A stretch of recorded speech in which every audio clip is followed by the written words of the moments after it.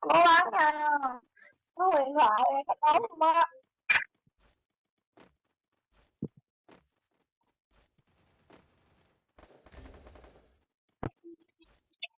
Chết rồi. First blood. Double kill. Rồi chết hết. Bắn nó. Bắn. Đúng rồi. Gạt nó luôn.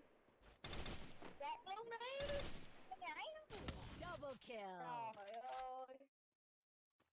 Dở quá.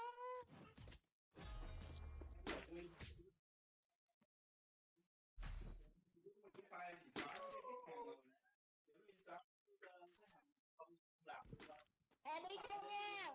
Thích ống thoại quá. Đi chung rồi hả? Chung rồi chết đó.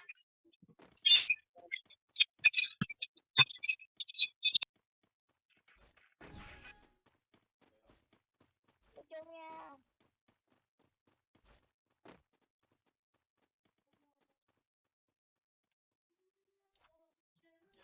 Ngồi có đi liền chứ. Mình chắc chắn luôn.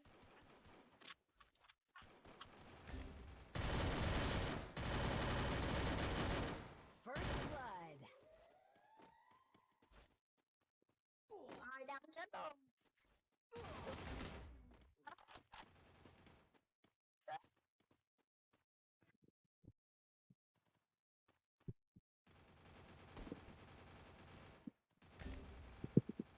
Double kill.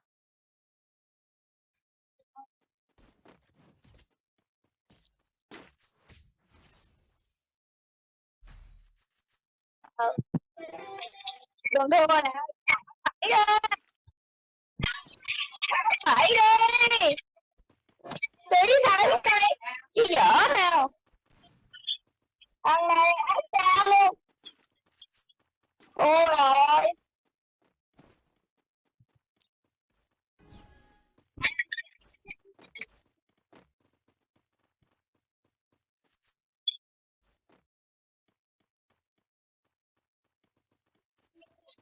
Lúc này thua rồi.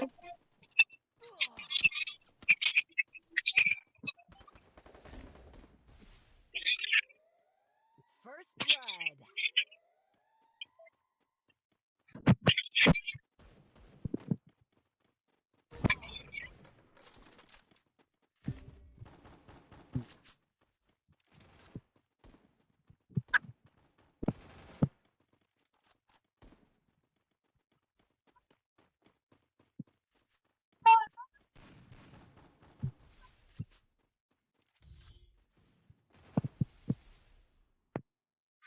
Yeah.